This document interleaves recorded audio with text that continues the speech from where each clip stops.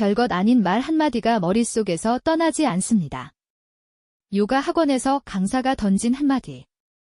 목공방에서 동료가 한 농담. 겉으로는 웃으며 넘겼지만 집에 돌아와서도 그 말이 맴돕니다.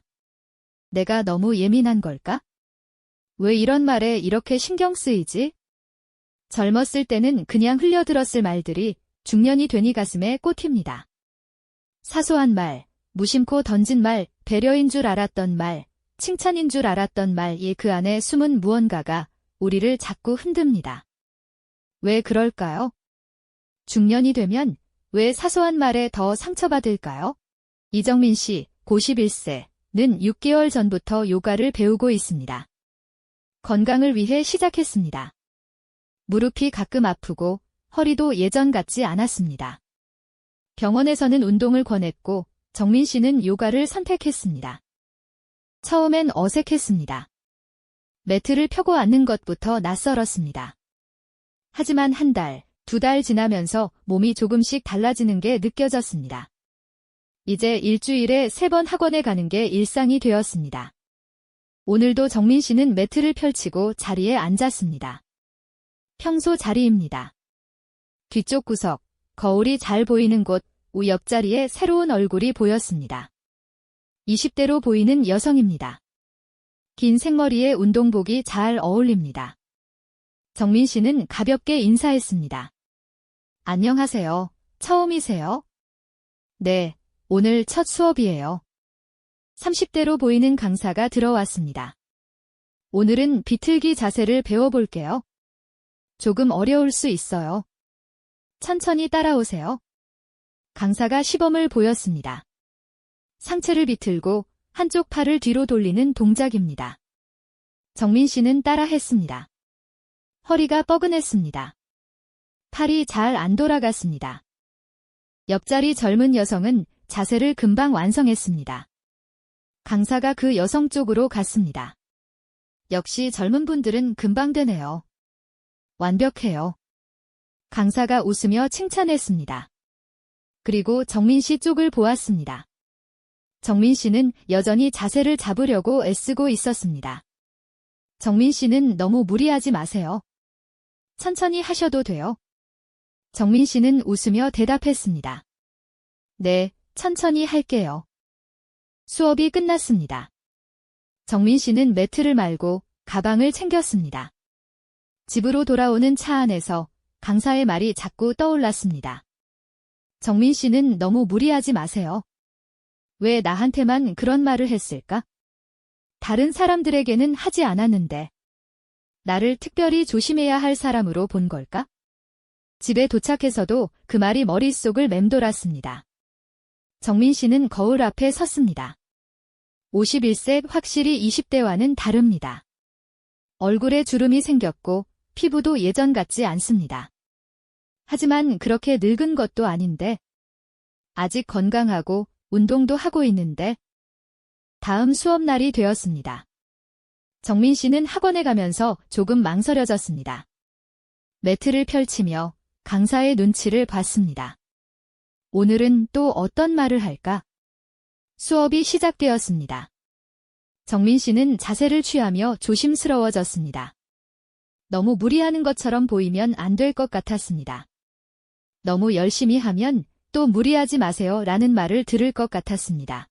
수업이 끝나고 집에 오는 길 정민 씨는 자신이 이상하다고 느꼈습니다. 별것도 아닌 말에 왜 이렇게 신경 쓰이지? 강사는 배려로 한 말일 겁니다. 나이가 있으니 조심하라고. 다치면 안 되니까. 하지만 그 말이 자꾸 정민 씨를 불편하게 만들었습니다. 왜 그럴까요? 왜 그럴까요?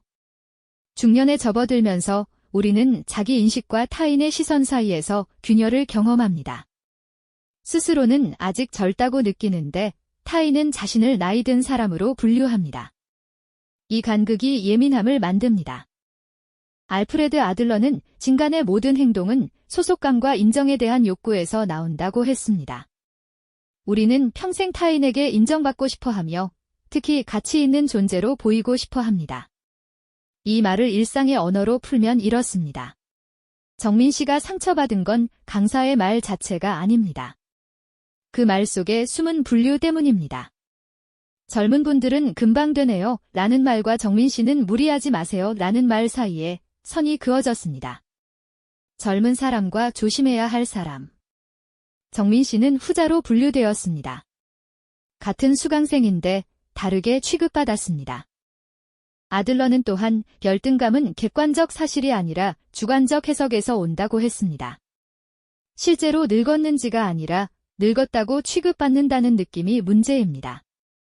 이 말을 일상의 언어로 풀면 이렇습니다. 정민 씨의 몸이 20대만큼 유연하지 않은 건 사실입니다. 허리도 뻐근하고 자세도 금방 안 나옵니다. 하지만 정민 씨는 스스로를 조심해야 할 사람으로 생각하지 않았습니다. 6개월 동안 꾸준히 요가를 배우며 건강해지고 있다고 느꼈습니다. 몸이 좋아지는 게 느껴졌고 그게 기뻤습니다. 그런데 강사의 말은 정민 씨를 능력이 떨어지는 사람으로 규정했습니다. 너는 젊은 사람들과 다르니까 조심해야 한다. 정민 씨가 스스로에 대해 갖고 있던 이미지와 타인이 보는 이미지가 충돌한 것입니다. 정민 씨가 상처받은 건 나이가 많아서가 아닙니다. 자신의 가치가 낮게 평가되었다고 느꼈기 때문입니다. 한상우 씨, 56세. 는 3개월 전부터 목공 취미반에 다니고 있습니다. 퇴직 후 시간이 생겼습니다. 처음엔 무엇을 해야 할지 몰랐습니다. 텔레비전을 보고 산책을 하고 그렇게 하루가 갔습니다. 아내가 권했습니다. 뭐라도 배워보는 게 어때요? 상우 씨는 예전부터 손으로 무언가 만드는 걸 좋아했습니다. 회사 다닐 때는 시간이 없었지만 이제는 할 수 있습니다. 목공방을 찾았습니다. 구청에서 운영하는 취미 교실입니다. 수강생은 10명 정도. 나이대가 다양했습니다. 30대부터 60대까지. 나무를 만지며 무언가를 만드는 게 즐거웠습니다. 톱질을 하고 대패로 밀고 사포로 다듬습니다. 완성된 작품을 보면 뿌듯했습니다. 오늘은 작은 의자를 만들고 있습니다. 다리 4개를 만들고 좌판을 붙이는 작업입니다. 상우 씨는 조심스럽게 톱질을 했습니다. 같은 반 40대 남성이 옆에서 지켜봤습니다. 그 남성은 한 달 전에 들어왔습니다. 상우 씨보다 늦게 시작했지만 손재주가 좋았습니다. 와, 정말 정교하게 하시네요. 상우 씨가 웃으며 대답했습니다. 아직 서툴러요. 배우는 중이라. 아니에요. 정말 잘하세요. 그 남성이 상우 씨의 작업을 계속 지켜보다가 말했습니다. 그 연세에 새로운 걸 배우시는 거 진짜 대단하세요. 상우 씨는 웃으며 고맙다고 했습니다. 감사합니다. 작업을 마치고 집으로 돌아왔습니다. 저녁을 먹고 텔레비전을 보다가 그 말이 자꾸 떠올랐습니다. 그 연세, 56세 그 연세라는 표현이 마음에 걸렸습니다. 상우 씨는 거울을 봤습니다. 머리에 흰머리가 많이 늘었습니다. 얼굴에도 주름이 깊어졌습니다. 하지만 스스로를 그렇게 늙었다고 생각하지 않았습니다. 퇴직은 했지만 건강합니다.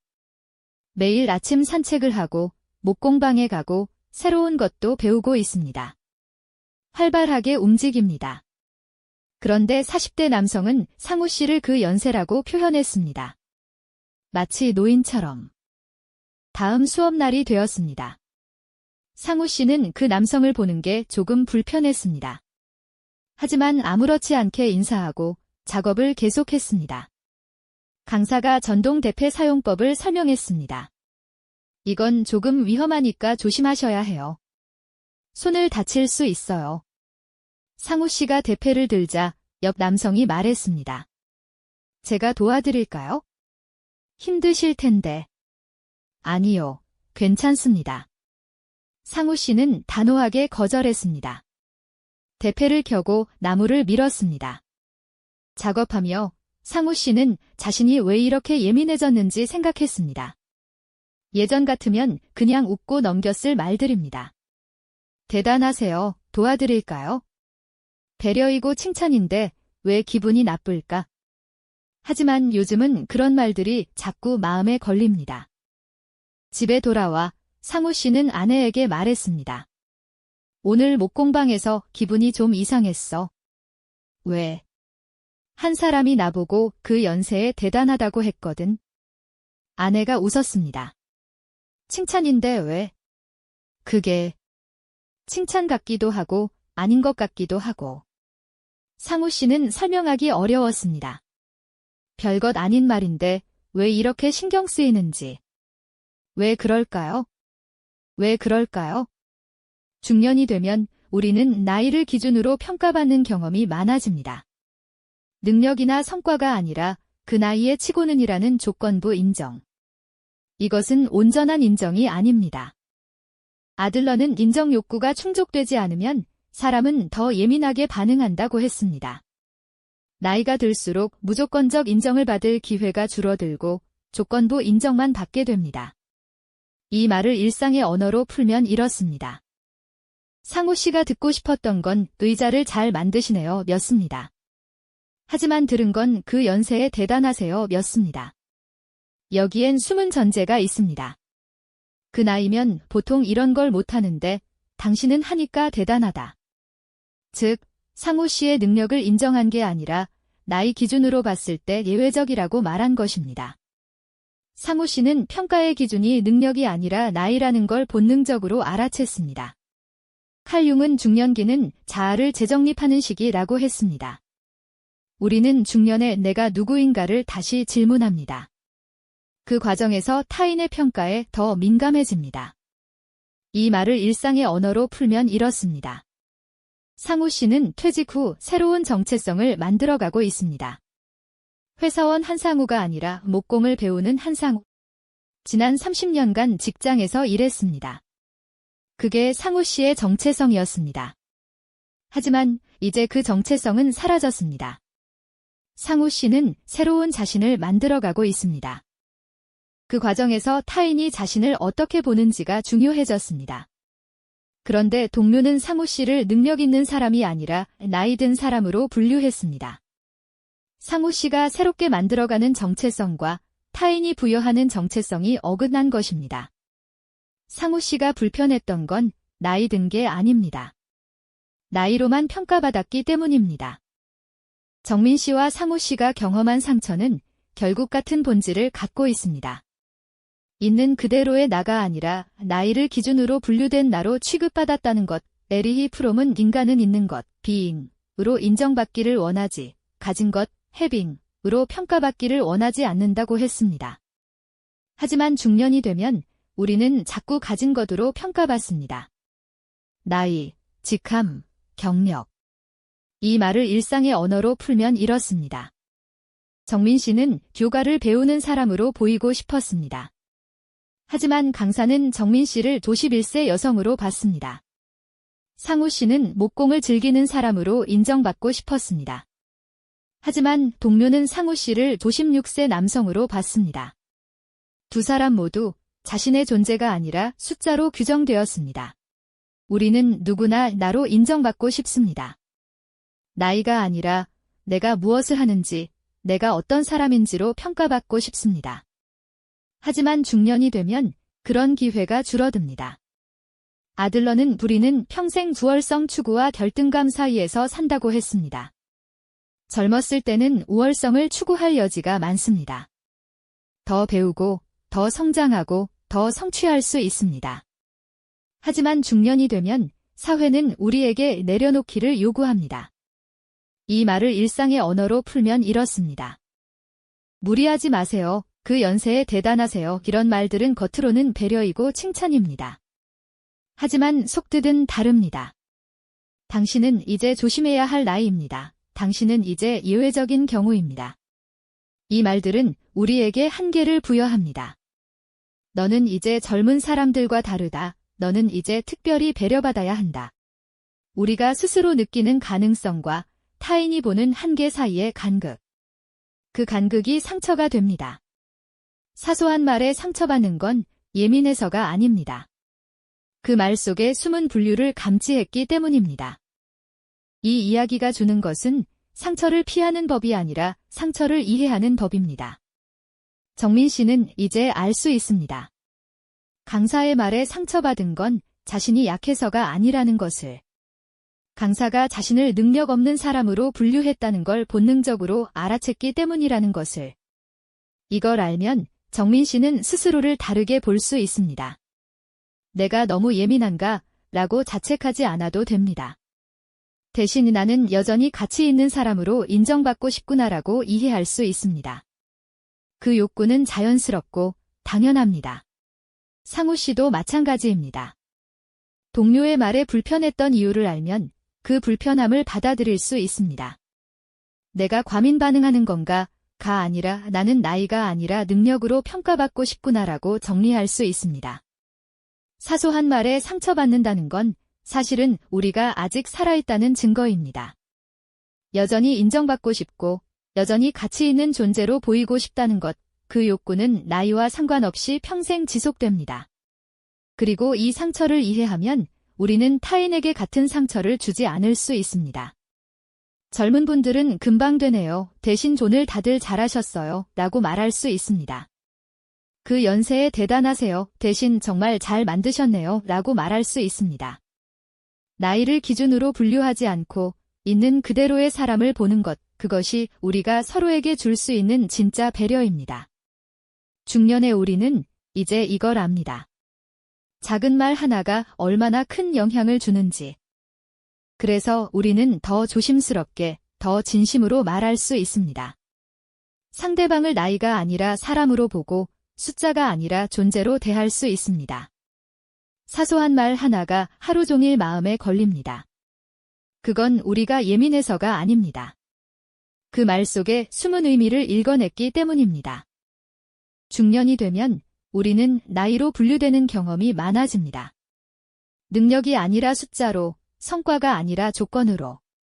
그 경험이 우리를 예민하게 만듭니다. 하지만 그 예민함은 우리가 여전히 인정받고 싶다는 증거입니다.